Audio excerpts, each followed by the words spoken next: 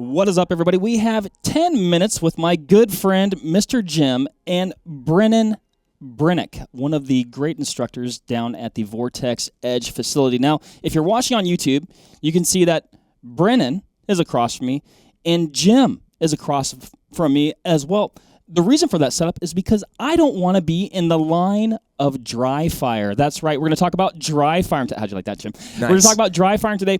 Brennan, you are an expert instructor, expert pistol shot, and you do a ton of dry firing. So maybe initially, walk us through like what's the why behind dry firing? Why would somebody even want to do that with a pistol? Sure, absolutely. So first thing, basic kind of description of dry fire. Dry fire is simply practicing with a gun without any ammunition off the range. Okay, so you've got your range time. Obviously, we know ammo is pretty expensive. So if we want to get in a lot more reps at a much lower cost, practically free, we can do that off the range. So that could be in your basement, your garage, in your living room, wherever you want. The only thing is really we're just making sure we clear it out. So obviously there's no chance of an accidental discharge. But then other than that, we can practice a lot of different things. We can kind of get into that. Yeah. So dry firing, like you mentioned, first and foremost, safety is a primary concern. So generally speaking, you guys will always recommend don't even have live ammunition in the same room as you are dry firing in, which in this case we are, well, we've got some displays over here on the bookcase. But They're decorative. We've been extra certain here in this case that Brennan's firearm that he brought along is completely rendered safe at this point. So, Brennan, dry firing, I feel like it's getting more and more popular, but kind of at first there, people kind of gave it a bad rap sometimes. You're like, oh, well, it's not actually real practice because there's not the gun's not recoiling and you're not having that movement and sight picture interruption, that sort of thing. Mm-hmm. And what really is the main benefit of it? And then we can dive into how you do it because you do it a lot. Sure. So to me, the main benefit of dry fire is allowing myself to get a lot of reps under kind of the category of what I'd say maybe gun handling mechanics, right? So obviously I'm not going to get repetitions of the gun recoiling, so I can't work on recoil control.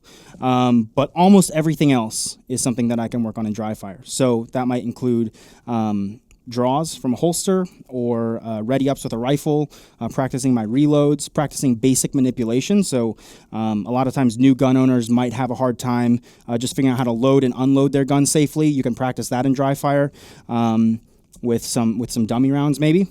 So there's a lot of things there where we don't actually have to be on the range getting live fire feedback to get a lot out of dry fire. I think some of the bad rap came from too. People can get pretty sloppy in dry fire if it's not purposeful. So it is. I try to approach it as an actual training time, right? As seriously as I would approach a range session. It's not something that's just super flippant. It's not just playing with guns. It's actually practicing real things, keeping track of what you're practicing, that type of thing. How do you know? So let's take dry firing literal marksmanship. So like kind of slow firing. You're not trying to like draw and shoot real quick or something like that. I know that's some of the stuff you guys will do, but you're just practicing your trigger press. Sure. Like how do you even know if that would have been with live ammunition a really good trigger press? That was my big question because you're talking about the gun recoiling and those things, but you're not getting that feedback of the impact to know. Well, did it go where I wanted it to go? Yeah. Correct. So we call that process shot calling, right? Knowing that when we pulled the trigger based off of where our sights were, whether or not that would be a good hit. We use shot calling in live fire, and essentially all of dry fire is an exercise in shot calling. So what I want to do first of all, after I've made sure that my gun is clear, what I'll do is I'll actually present the gun to the target, right, and I'll get my sights on target, okay? So I'm auditing my grip, I'm making sure my grip is set in, and I get my dot on what I want to shoot. I might use something like one of these dry fire targets. These are just scaled down versions of what we actually use at the range. I might just tape this to my wall, and I might put that up there, and then I can just aim my gun at the target. And what I want to do is, once my grip is set in and everything, my dot's on the target, I've identified kind of that wobble zone is like what we call it, where my dot is kind of moving around. I'll try to get that stabilized as much as possible.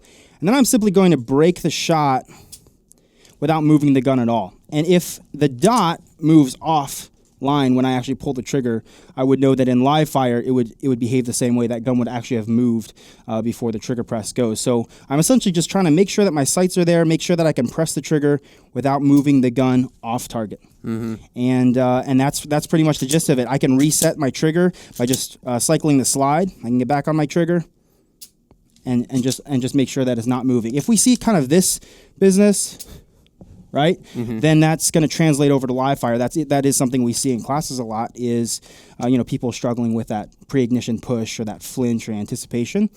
So that is definitely something you can actually work out in dry fire, and in classes we actually incorporate some of that to help people get over that particular issue. Right, and I feel like if you're actually doing all the mechanics right of presenting the firearm, having a good grip mechanics, and then also having a good trigger press and all that, being in the right stance, I feel like the recoil control, I don't want to say that it just sort of just comes naturally. You don't have to work that at all with live fire, but I feel like where people get worried about recoil control, like they kind of make this big deal about it because, oh, the pistol's going to go off, it's going to move, it's going to recoil and all this.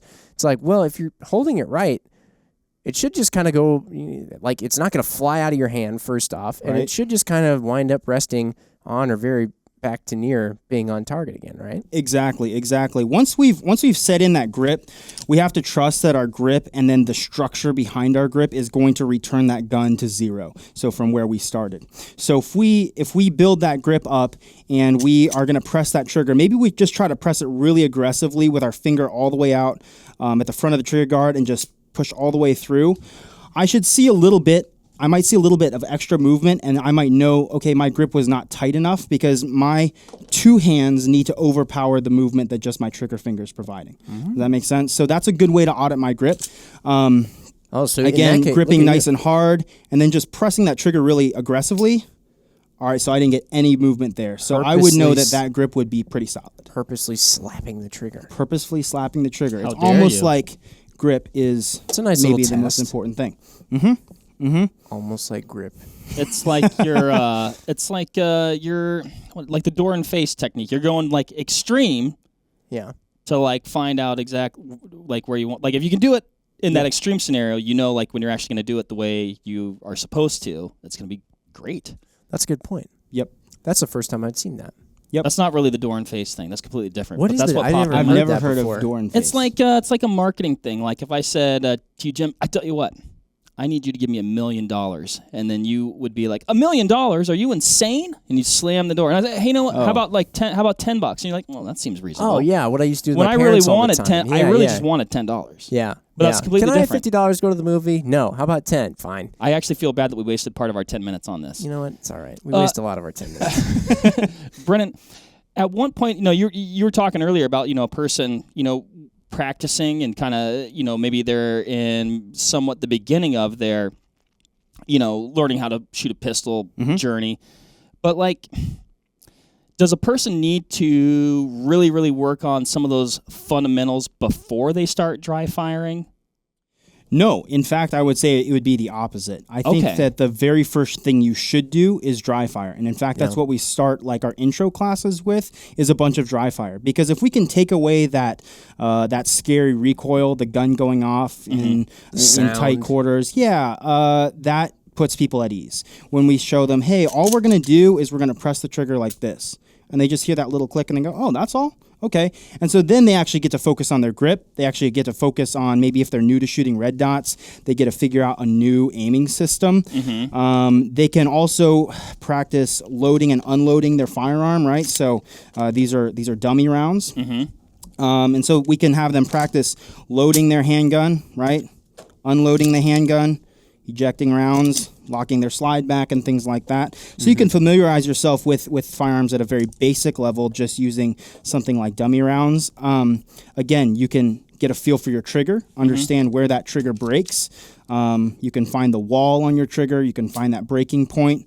You can reset it. You can get really familiar with your firearm before you ever take it to the range. And in fact, that's what we kind of recommend people to do. Yeah, and I like that a lot. And I imagine sight alignment and having that your dot or your sights not move or being able to tell that they're not moving when you're making that trigger press is a big indicator that you probably are doing things right or headed in the right direction. Exactly. Exactly. And I mean, if you ever get a new gun too, I think it's such a good idea to dry fire it before you start sticking ammo in it and shooting live, because then you know what that hold trigger press to the rear is like.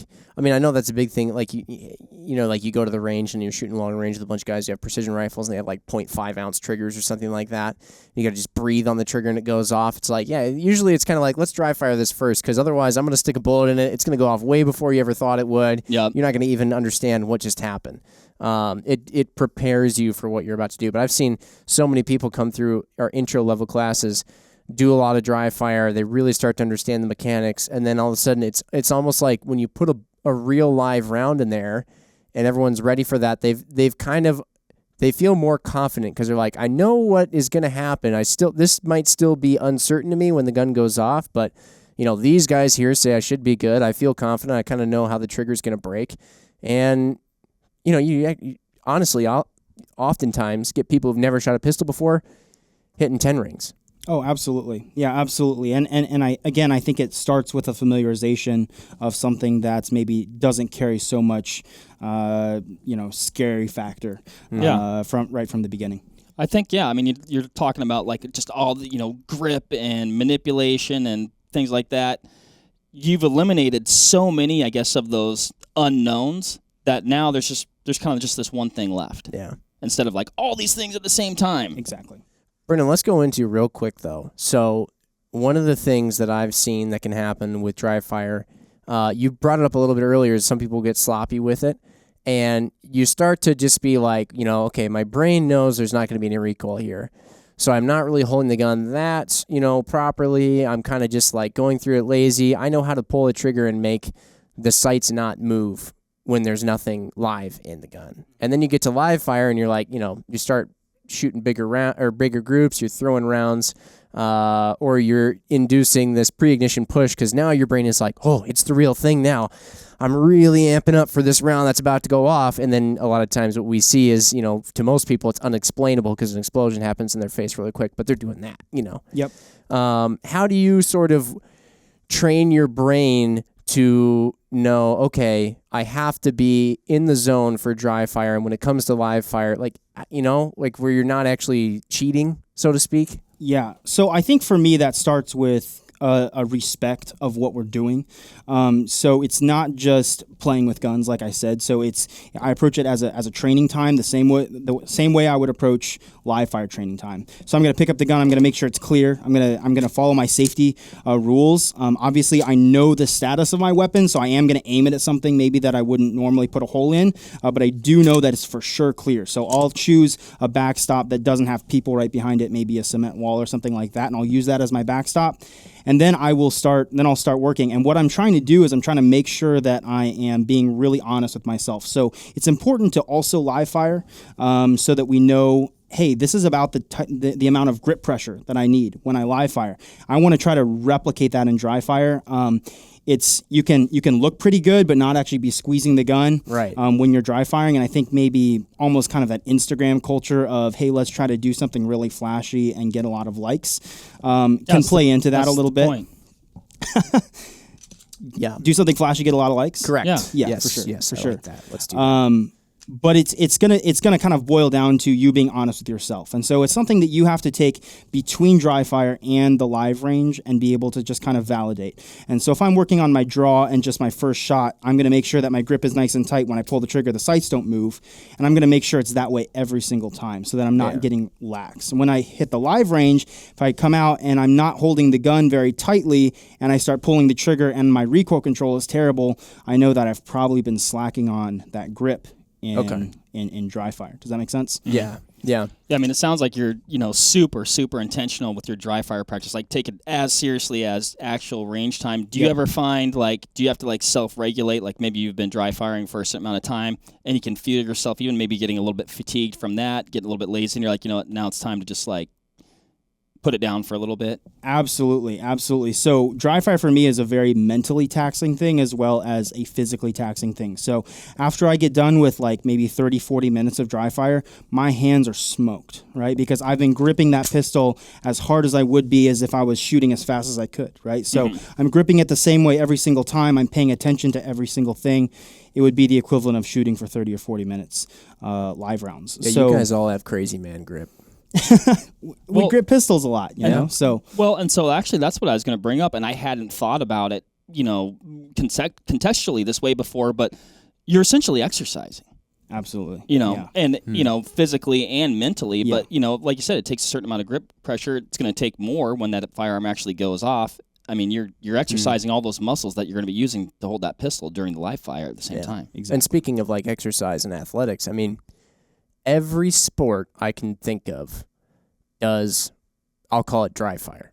Yeah. Like football, walkthroughs, basketball, walkthroughs, boxing, shadow boxing. I mean, it's like track. Not every track practice do you go out and sprint 200 meters. It's like every form of athletics will isolate things or do things essentially dry in order to mentally prep yourself for when you're going to do it live.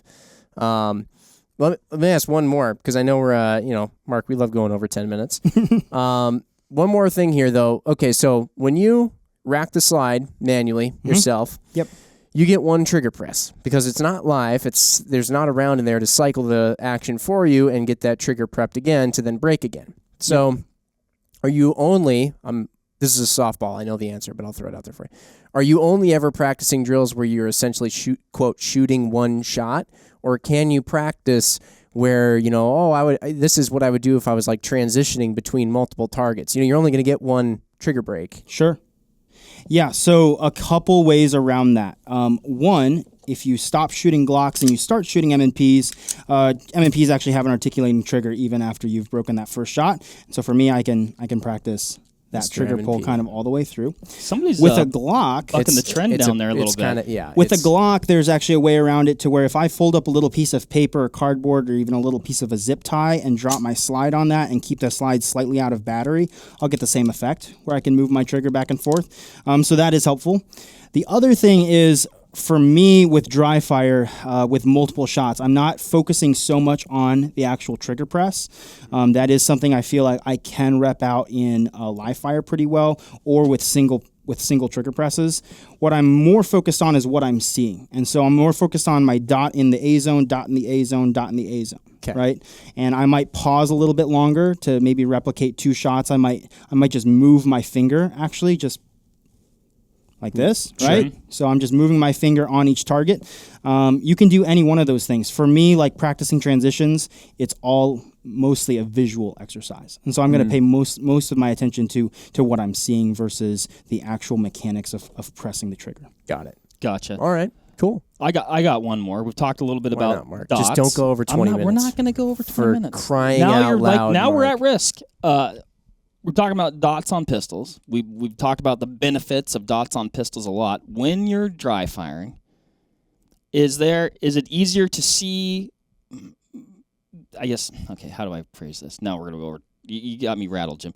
Is it easier to see if you made a poor or good shot with a dot versus maybe standard irons? Absolutely, absolutely. So one of the first things that people talk about when they switch from irons to a red dot, they talk about how much movement they see in the dot. Mm-hmm. And one thing we tell them right away is, hey, you had the same exact amount of movement with your iron sights. Iron sights are just a lot thicker, and so you don't see that movement showing up as much as you do with a 2 or a 3 MOA dot, right?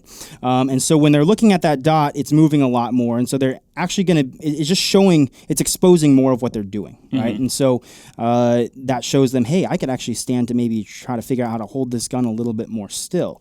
Or if they take a shot and maybe they did push, it's a lot easier to see that dot actually went to a certain spot on the target before they broke the trigger, and they would see, hey, that dot moved like this down into the left when I pulled the trigger, and so I know that shot would have gone there. It's kind of hard to see that with iron sights if it's just that front sight moving a little bit. Yeah, you're effectively getting more feedback or more data to know exactly what happened when you're trying to execute that shot. For sure. And All right, then Mark, ultimately becoming a better shooter. All right, guys. You got it out there. We're just sub 20. Go out there, dry fire, get some exercise. Thank you, Brennan. Thank you, Jim. We'll catch you on the next one. Lovely. Bye, guys. See you guys. Bye.